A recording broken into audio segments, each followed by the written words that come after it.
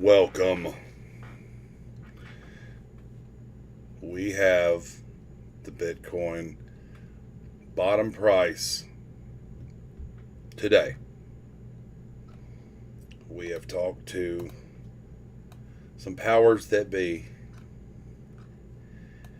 with some very, very reliable information. And we are going to act upon it when it comes. Right there. Right there, if you can see the chart. It's coming. It's coming. And we've got a date. We've got a date that may hold up. Would make sense. There's your price right there. We'll draw a green line. We're going to leave that green line there. So every stream after that, we'll keep tabs on it. We'll see. We'll see if we get that promised bottom at the price I was told by what I think is a reliable source. And I'll leave it at that for right now. But as you can see, there's my line. 13,300, quite a ways away right now. You know, we're sitting at a little over 20,000, about 20,400 right now. One leg down would only make sense. It would. To me, this is starting to set up like another big bear flag. We'll just go from this candle to the bottom. Okay. Well, there's our little flag pattern. I'm not going to get too crazy with it, but what we're going to do is how you measure a bear flag. We'll clone that leg down, and then you put it from the breakout point. Look at that. It makes sense. It makes sense. I just got this information today, and I trust the person who told it to me. I just got it today, and I've been thinking, not quite this right. I was thinking at worst case like 10.5, best case 14. But if you go out to the weekly and you look, it makes sense. It makes sense. He gave me a price range of like $200. That's pretty accurate, you know. You can't really fault that. So, and the date, we're going to talk about the date. What's up, JoJo? Glad to see you here. So, my information puts us at 13,000 being Bitcoin's bottom for the reversal. Time frame, I've been saying myself that I see it being mid to late September. This person's saying the second week of November. Okay. I mean, give or take 10, 14 days, sure. I mean, the charts kind of reveal, the chart's telling on itself, and that's fine, but the person with the information, I think is reliable, and it makes sense. You know, I could be 10, 15 days off.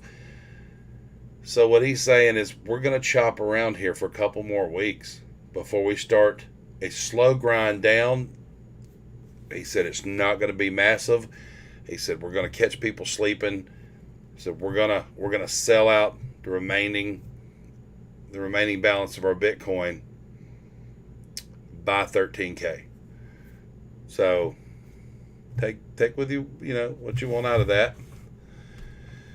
But that's what I'm being told, and I'm gonna start trying to keep digging and diving into that. But it makes sense on the chart. It matches up. It lines up. There's no reason that it wouldn't be.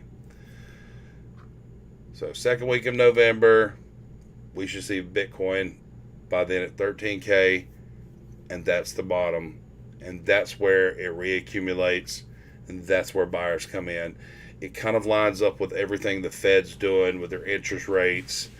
And I mean, September is typically the best month out of the year for crypto and high risk assets like that. So that makes sense too. You know, that's the buy coming in. November, you've got midterm elections. that's one of those. That's kind of why I'm thinking that that's playing into that date for him.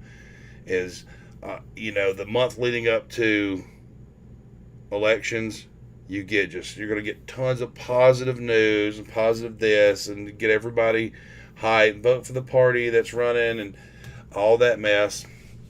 That's what we're going to see.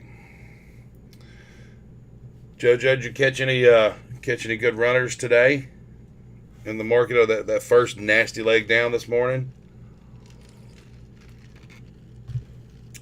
I had one pretty decent that I caught really, really late.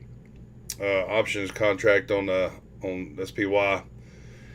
Turned out beautifully. Loved it. I mean, you can't ask for something. When you panic, wake up and dive into it and oversleep. You got to take it. So that's going to put SPY around 315. Yeah, I mean, anybody at SPY puts today did well. Well, we can, if we want to say they're correlated, which they obviously are so much. Oh, look, see, I already had that drawn from the other day when me and you was talking. Let's look at SPY on the weekly. I mean, JoJo 315. Maybe we'll clone this right here and see. We'll clone this leg down and see what happens. So there's our clone. Let's say it pushes another couple weekly candles. Actually, JoJo, I mean, 315 kind of overshoots it just a hair. But just like Bitcoin, it makes sense. Previous all-time high, which was resistance, support and resistance, little chop on the way up. And this bear flag, the measured move of the bear flag breakdown, puts us exactly at, let's say, 339, 330. I mean, that's a pretty good analysis there to come up with 315 there, JoJo. It could be anywhere in that range, honestly. Honestly, it could. There's a gap. Where's the gap? Is the gap at 315? The gap's 325. I mean, you're 10 points off at that point. It would make sense that it would want to come test that candle high again. So it kind of, that's why I love TA so much. It's not guesswork. It's not like, oh, maybe, or it's not playing on who so-and-so's going to say what. But what it's doing is we're using probabilities. We're using pattern recognitions from the past, and they play out more times than not. And it's turning out really, really nicely that some of these bear flags are playing out exactly down to previous all-time highs. Even with the Bitcoin, go back to it. Even with Bitcoin, you can see it's definitely below, but you can see where the all-time highs of the 2018 market made it a support, and then it became resistance for that June, July 2019 ceiling. Resistance again. It would only make sense that that's where it ends up. It is an area of resistance and support becomes support again.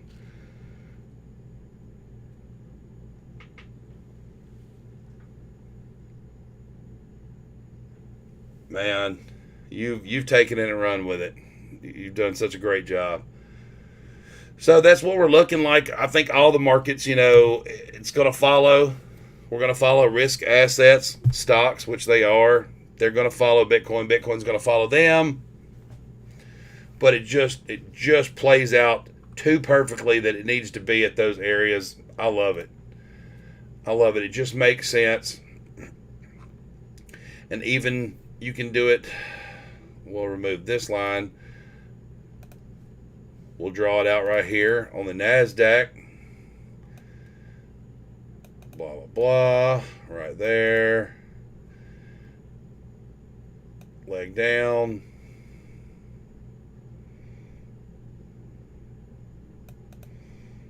I mean, it depends on where you really consider the leg down. That's probably not. I wouldn't say that was a proper place to draw that. That leg down right there. And then we move there it is. There it is. And that gives us a couple more weeks to chop around. We clone that over. Let's see.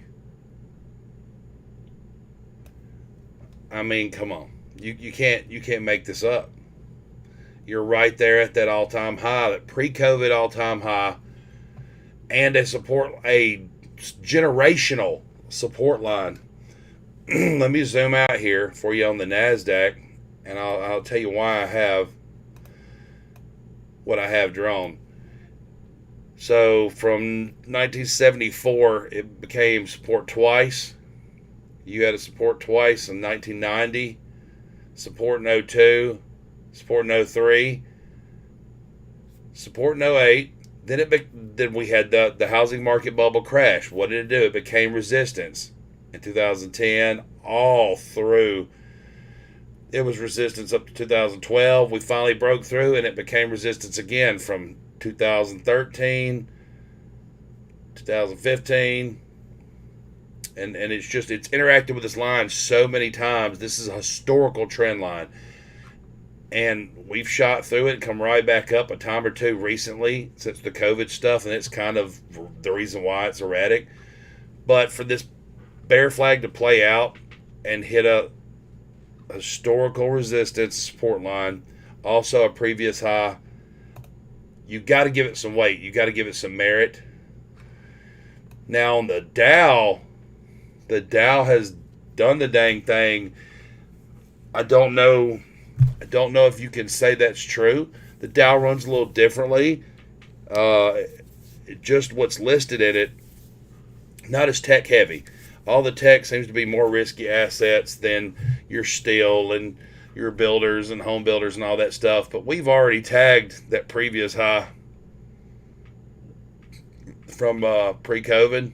We've already tagged it, bounced off of it, but we continue to make lower highs. So you cannot give any kind of weight to a bounce anytime soon. We're still I got all this negative momentum. We haven't lost it completely yet. I think maybe we have a little more downside to go. It would make sense to me if the Dow came down to this area, 26,691. To me, that seems like that is the most trading that it's been, resistance and support multiple times. It was just been that ceiling that we couldn't break forever. And probably if we draw out our little flag again, that's probably where it'll end up. But if we want to go to the DXY, oh man, that dollar is killing us. That dollar is killing us. And we see that it hit my first. Zooming in a little closer for you. God damn it. Let's take all that off.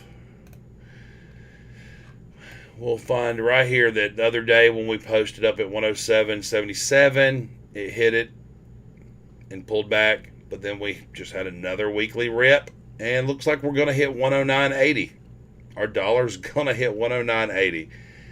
And as long as that dollar's still ripping, your price of your commodities and your assets and your risk-ons and gold and everything is going to continue to go to crap as long as our dollar is ripping.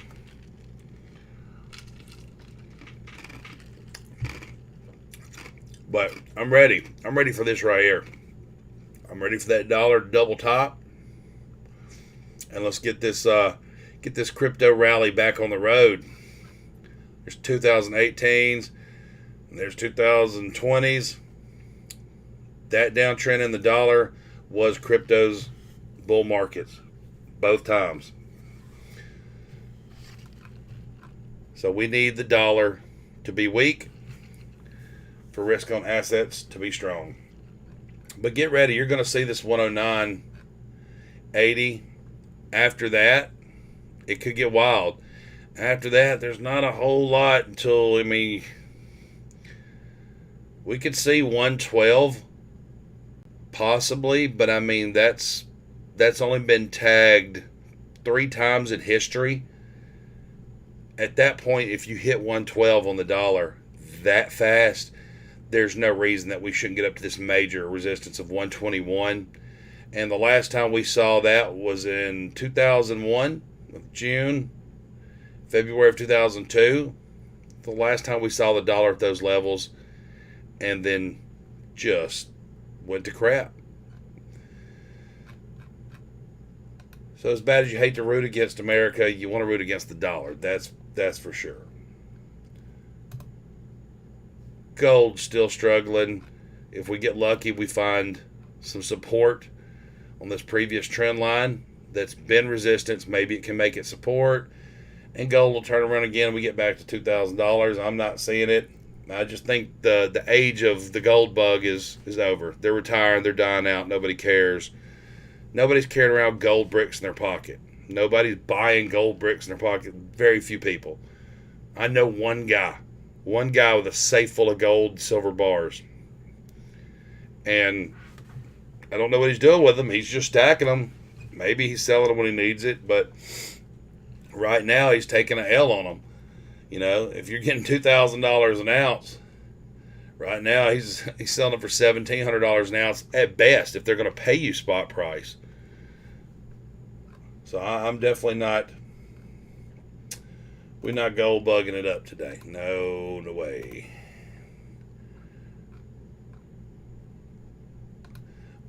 I'm going to Dogecoin it up today. Is what I'm going to do.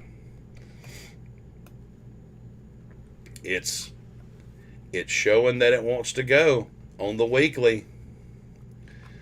You can look right here, that MACD, that divergence is just, it's crushing. It's trying to turn positive. We had that little positive blip right there that gave us that little rally. But with that much selling, the sellers are exhausted. There's just there's nobody in the market willing to turn loose of their crypto at these prices. The selling is almost done. Now it's going to follow Bitcoin to a degree. And if Bitcoin goes down, now there's a bunch of people, and you can look up the wallet addresses to confirm it. There's a bunch of whales that's had Bitcoin at $4, $5, $6, $7, $10,000. They're still in profit. Now they've lost massively, but they're the ones that caused the sell-off. I just don't think you're going to have maybe one or two more people that try to take a loss on their crypto before the end of the year for tax purposes. I think that's maybe why you see it coming up. But Dogecoin's still looking good for trying to produce a rally. Even on the daily, we tagged that resistance line twice, and now we're making a higher low. Doge is holding hard for sure. It is holding hard. So you can't write it off. Doge is holding, and you've got Shiba's doing the same thing Doge is. Looks the exact same. You can look, we're losing. There's just not a lot of sellers left there. Losing all that negative momentum, trying to turn positive for the first time on the weekly. Could be big as long as we hold this. If SHIB holds this 897 range, you're going to be fine. You start breaking down into the fives, it could go south hard. But the daily, just kind of petering sideways. 4 hour, you're not getting much action, and you're not right now. You're just not going to get a bunch of action until the Fed does their thing and the markets start turning around. But we'll look at so SPY, which multiple people in my Discord, JoJo's, everyone else have been playing pretty hard lately. I think it's going to do what we need it to do. 339. I see 339 by September. I do. And it's only making sense because of this bull flag again. And we can zoom in here and see that we've already broken down. We've already broken down, and it's telling us everything we need to know right there. That's our target.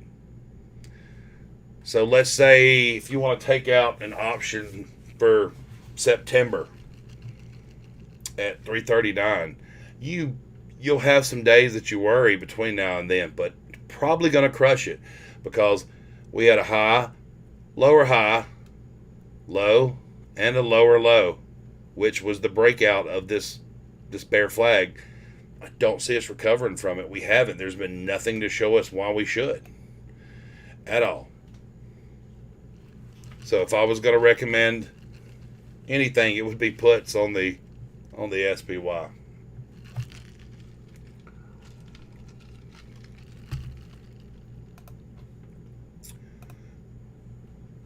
Jojo, what else should we look at?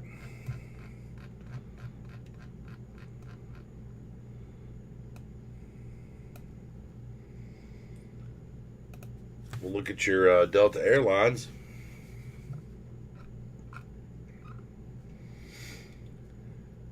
It tried to rip up to $30, 30.46. Started catching that sell pressure there on the daily. I mean, we're starting to lose that positive momentum on the 4 hour. We're trying to turn and lose it on the daily. The weekly, that's just a big doji candle. That's a maybe candle. And we're losing it on the 4 hour. What's the 1 hour look like? 1 hour, it's not very reliable, but I don't know. I think everything Apple. Yep. Apple still got a ways before it tests that moving average. But it's showing little on the 1 hour. It's showing some positive movement. But everything else is showing that downside still coming. We're still trying to diverge down. We're hanging on. We're trying to hang on to that 142 price, which has been a pretty heavily traded area and some peaks. I mean, we've got 1, 2, 3, 4, 5, 6, 7, 8, 9, now 10. I mean, it's been tested 10 times as support or resistance. Heavily traded area by traders, settling up. We hit it and we're bouncing right now.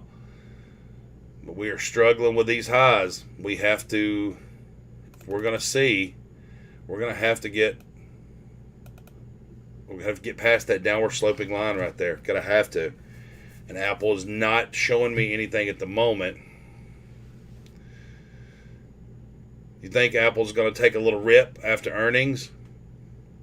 I mean, it very well could, because if you start looking at previous earnings, we're only, let's see, with Apple and Amazon, both. So I'm kind of there with you. Just 2 earnings reports ago, they were at all-time highs. So Apple, 2 earnings reports ago, was at all-time highs. You think their business model hasn't changed that much. They are, I think, concentrating more on content and stuff now, and the app stores. But if they got some good numbers this time, and they may, I'm trying to think, income tax time, usually it was April, May, it could have dwindled on over. It could have trickled over, and we start seeing some big phone sales come in again for the next quarter. Maybe. But let's look at it on the daily.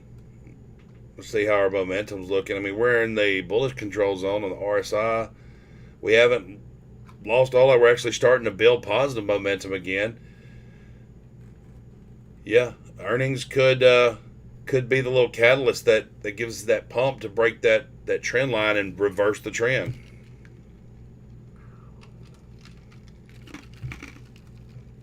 What's the weekly look like on it?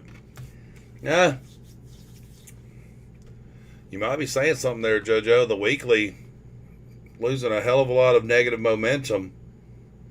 A little double bottom on the RSI. We could bounce pretty hard on some good earnings. It could bounce pretty hard that they think, Apple's turning a corner.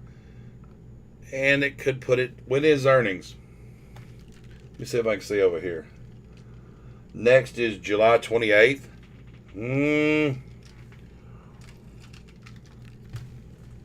I don't know. I don't see it. Let's see. on their last earnings.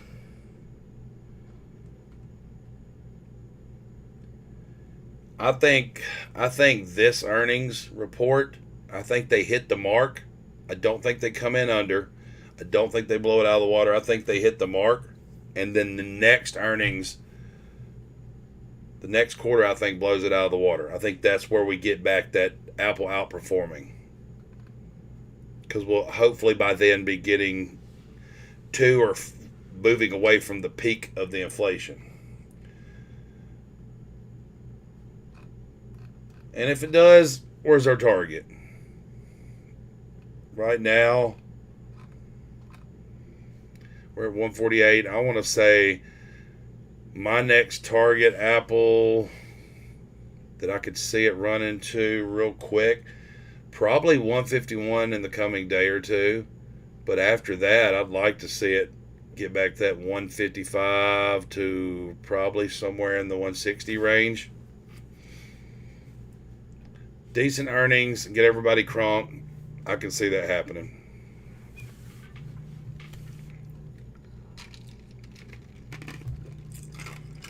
So there's Apple. That's about all we can expect out of there. Amazon, they held steady today. Nothing super exciting.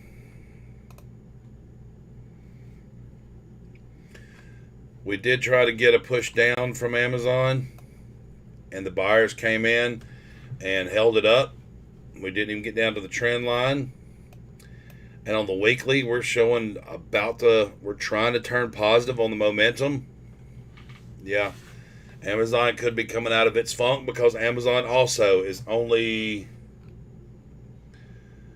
we're two earning reports. The last earning reports, it was a surprise miss.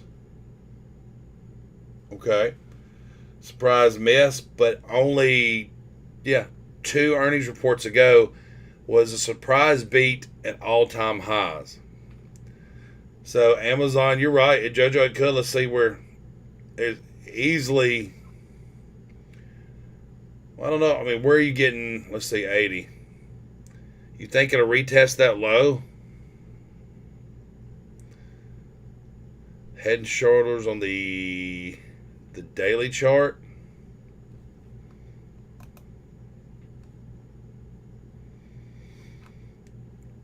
Are you talking about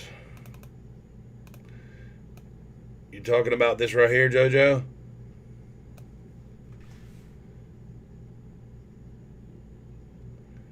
Is that your head and shoulders? If that's it, it's already been negated. You did come down and test this neckline, but then you bounced. You didn't have the follow through to break it. So now it's actually become less of a head and shoulders and more of a dragon. This is more of a dragon pattern right here.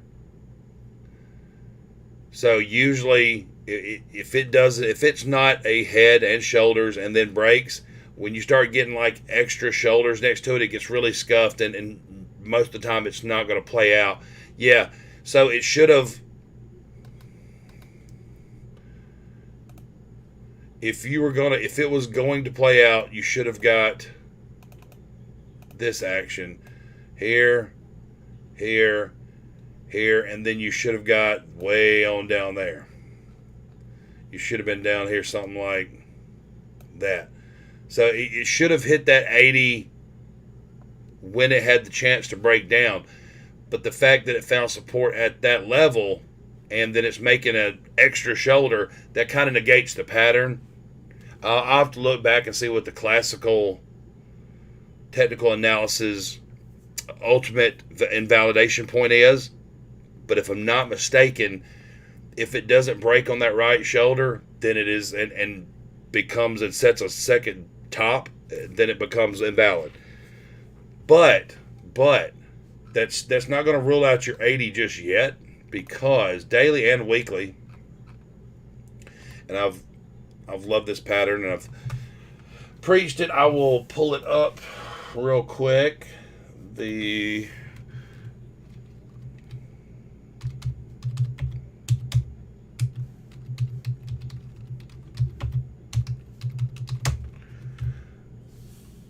let's see if I can find right there.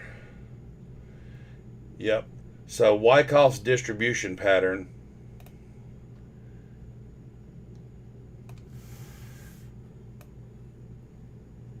Let's see if I can get it over here for you to see.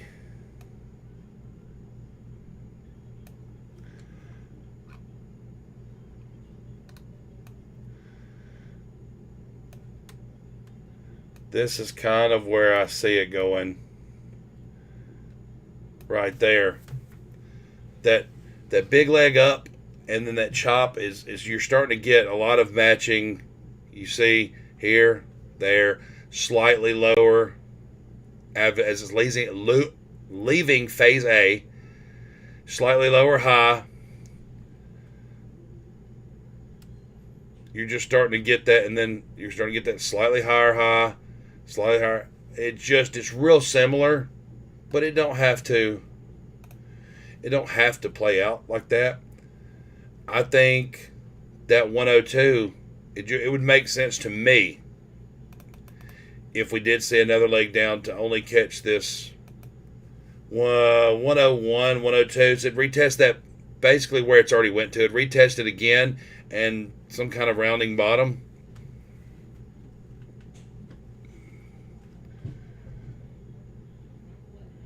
Yeah, that's what the target would have been 80 if the head and shoulders had played out. But you're getting this huge amount of negative momentum leaving right now. So Amazon is only 2 quarters away from reporting the largest earnings in history.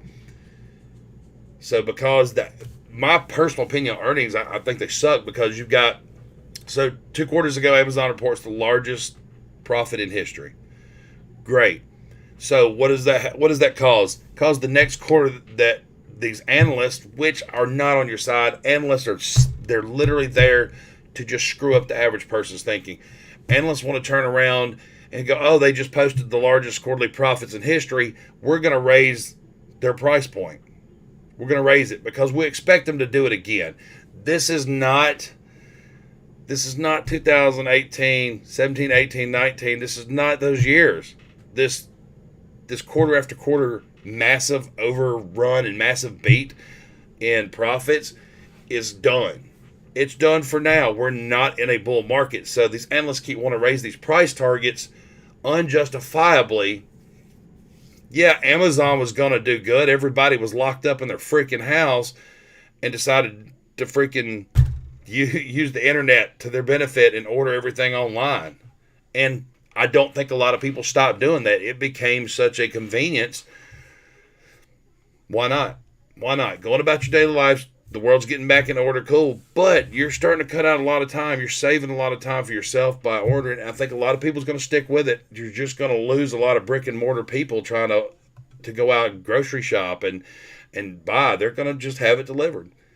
But this negative momentum loss down here, to me, is telling me that the weekly is trying to turn. The daily, we didn't have a whole lot of positive momentum to begin with, but it's trying to stretch out. It's dragging out. If we go down to the 4 hour, losing negative momentum there, trying to turn positive again, we may just skirt this 1 or 2 more times, but this is more of a dragon pattern. Let's see if I can find.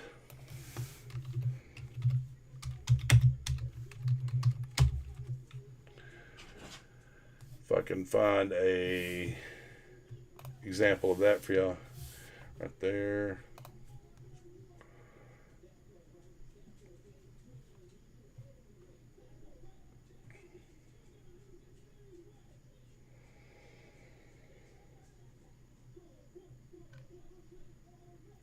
If I can find Wyckoff's dragon pattern-ish.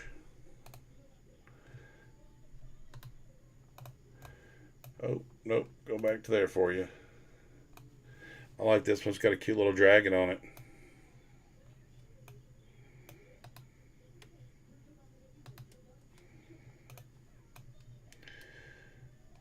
So if you can see that at all,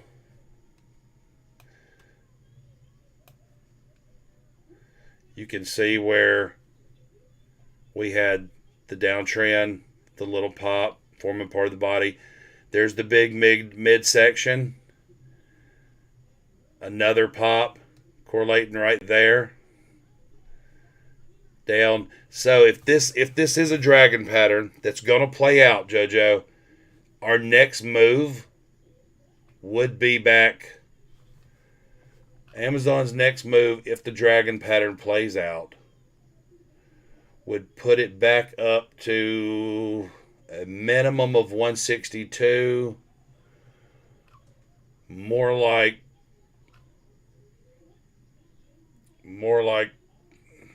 that area right there, maybe 164. So we could have a $50 move waiting, because that's awfully dragon-esque. So I'm gonna leave that right there. So we can share it in the discords and stuff. But that dragon pattern, it's a pretty reliable pattern. They also have one in harmonics, which doesn't apply to this, but I like that. I know that sounds crazy, but this was all talked about in Wyckoff's and Mark Douglas's books. They find ways to relate. So I don't know. I'm torn. On Amazon, I would much rather have a long-term call on Amazon, and even if it does run down to 80, just pound it hard at that point. So that's it on that one. So let's check in on old Facebook, see what the Zuckerberg's doing. What is this crock of shit got going on for it? I'm extremely disappointed that Facebook hasn't have a bigger bounce than that after that big gap down. They got earnings coming up. They better do something. This metaverse play and all this crap, which it looks like the sellers are exhausted. Right now, it's just sideways movement. There's some consolidation going on, accumulation maybe. But it's going to step its game up if it wants to recover from this. Long term, I think it will. Everybody thought they would go away, but they're not. Now they're an advertising company. Now they're they say you're a data company.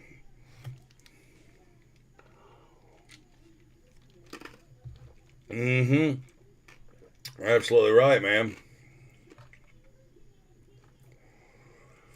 Has anybody bothered to check AMC and GameStop lately? Let's see what this garbage is doing. I won't even hardly look at it anymore. But today's the day. Had this nice channel plotted. Oh, did it break out of our channel? It did. But after that kind of dump, what is this? I guarantee this has lost 76 to 88% on this retrace.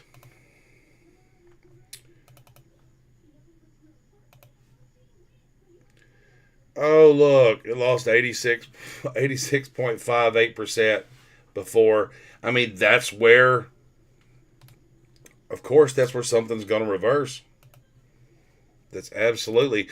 When something loses 76 to 88% of its value, that is usually a Fibonacci level that you're going to see something try to reverse. Well, we'll go ahead and pull it and see. We'll go from this low here to set high there. That's TA for you right there. That's TA for you. It fell. It tried to hold the 76% retrace, didn't. And it hit that 88.6 fib level once, twice, and then just started trying to climb to get. It needs to get above that. If it gets above the 786, then that's usually a signal for me that I want to put a buy order in. If we can get above it, show it as support with a candle or two, then I'm going to be going long on that.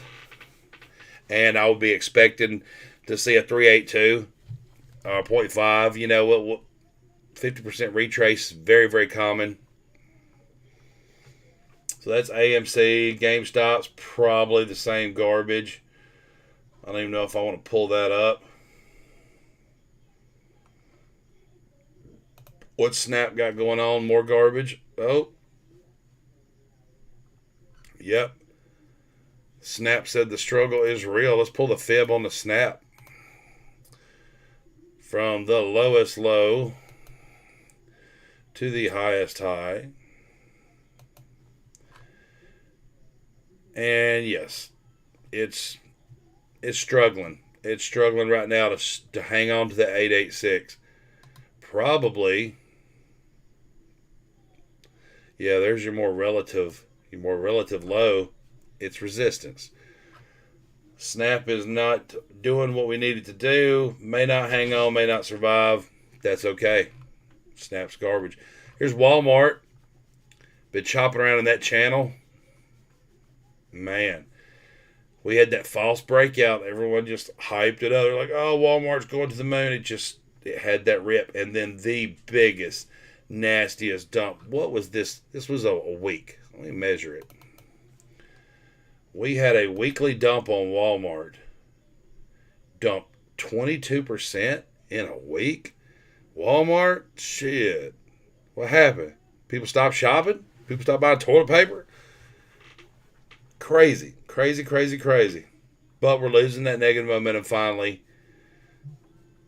And we may see a lot more upside. You know as well as I do. I agree with you on this. Long term, I want to have some long calls for 2023, 2024 on Walmart.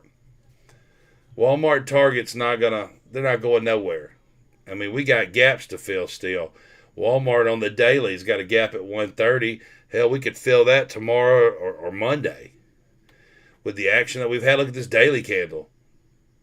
If we had another daily candle like this, started, so it was 124. Yeah, $4.50 daily candle. It'd fill that gap. We may get rejected. That gap right there, that's the one I would, if I'm going to get some options on Walmart, buy some calls for 2023 that we catch that 146 gap, that we fill it. Man, that'll be huge. That will be huge right now. If you can get in, JoJo, do you happen to have what that, say, January 2023 call option is on Walmart right now? If I can look it up, or if you beat me to it. And let's tell folks, what would you have to risk to just crush it to fill that top gap?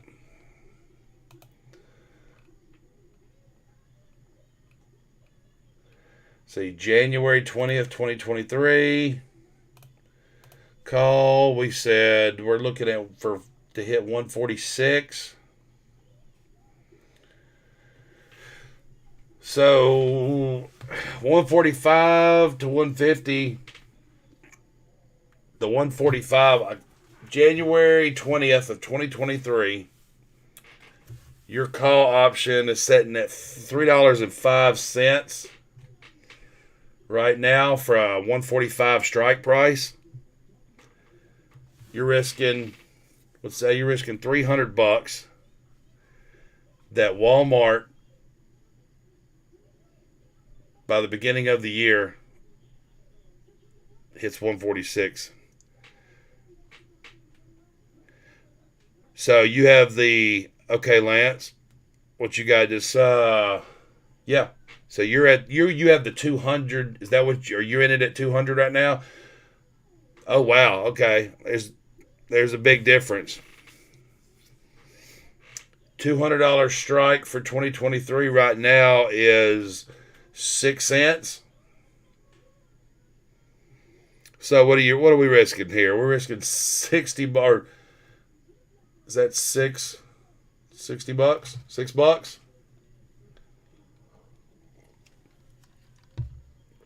I mean, can you not? You're gonna make bank either way. But yeah, a $200 strike price. Shoot, by the time it fills the gap at 146, that premium probably going to be up in what, $250, $3. Yeah, that's definitely something I would say you want to be in. Glad to see you here, Lance. Man, appreciate it. The Slayer. The Luna Slayer. The man with the plan. So yeah, I'm all about some Walmart long term. And this, I mean, if you just you really want to be conservative, you go on down to June and see it gets so expensive to catch those prices that far out, because we all know that Walmart's not gonna die. What else we got? Coinbase is garbage only because they want to be.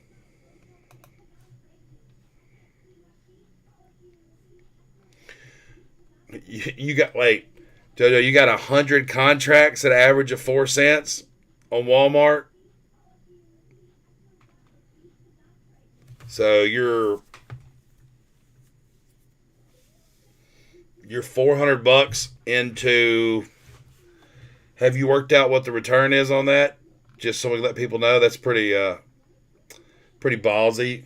What's the return on a $400 premium right now? And let's say we fill the gap and it hits 146. I don't see it to 200 that quick. It might.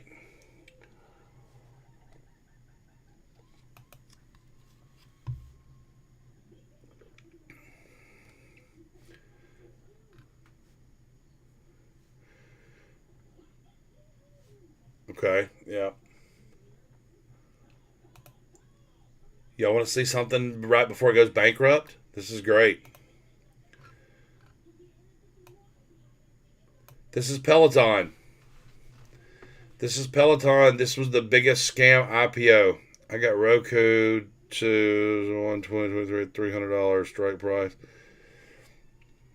Roku will come back. This right here, I want to short Peloton until it don't exist anymore. I want to short Peloton until people start riding regular bikes on the street again. Look at this garbage. This was your IPO. That's all it was. Leading up to your IPO, oh, here we go. All of our original investors sold out to unknowing, everyday people trying to buy a stock in a product they thought would produce gains in the long term, and it did nothing but die. Peloton was, I think, Peloton, RKT, their stock IPOs were the biggest scams of the century. To me, I think they ripped everyone. Where Peloton company is weak, it's garbage. People they're just not buying those expensive ass bikes. RKT is a great company. On the other hand, there was just some nefarious shit going down. So you're talking about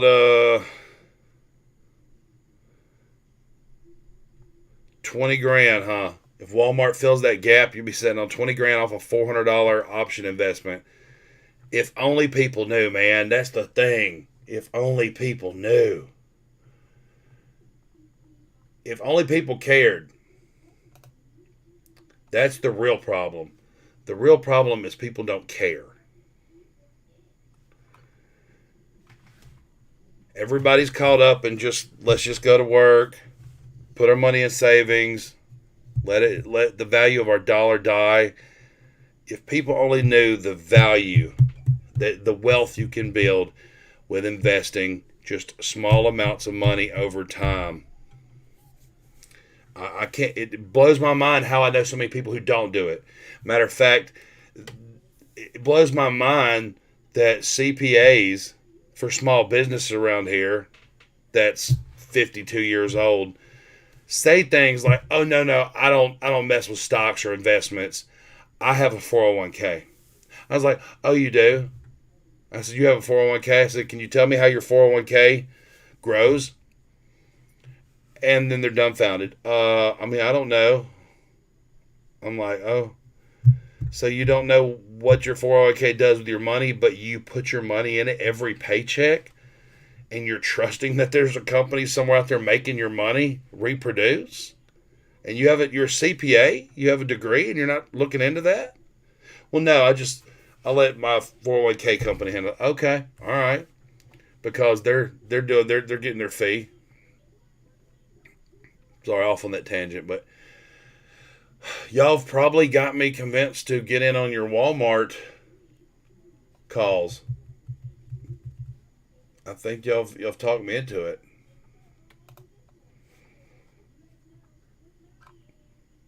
Gonna have to jump in there. I like it. I hope you nail it. I hope I nail it. I'm gonna buy some in the morning. Gonna jump in the morning. Anything else before I get off here? Been live 52 minutes. I think we have got pizza coming because one of us has been cooking all week. It's Thursday, which is real close to Friday. So we're going to go ahead and order some pizza tonight just to get it over with. And then get ready to do it all again tomorrow, guys. Do it. I'm in it. I'm in it. Tomorrow I'm in it. Tomorrow when I buy my contracts, I'm going to post them. I'll post them. I'll post it in the options channel. And we'll just follow along with it. If you and JoJo want to post some screenshots of your buys, and let's all do it together. And let's let our members in Discord and everywhere else we want to post them follow along and see how our gamble turns out. That'd be neat. That'd be a nice little follow, especially when it hits. That'd be awesome. But anyway, as always, thank you. Thank you, everybody. If you haven't already joined the Discord, we have a community of amazing traders, amazing people doing amazing things, helping you navigate the path to financial freedom and learn what your buddy's doing. Tell a friend, tell your grandmother, tell your uncle, auntie. I got my kids.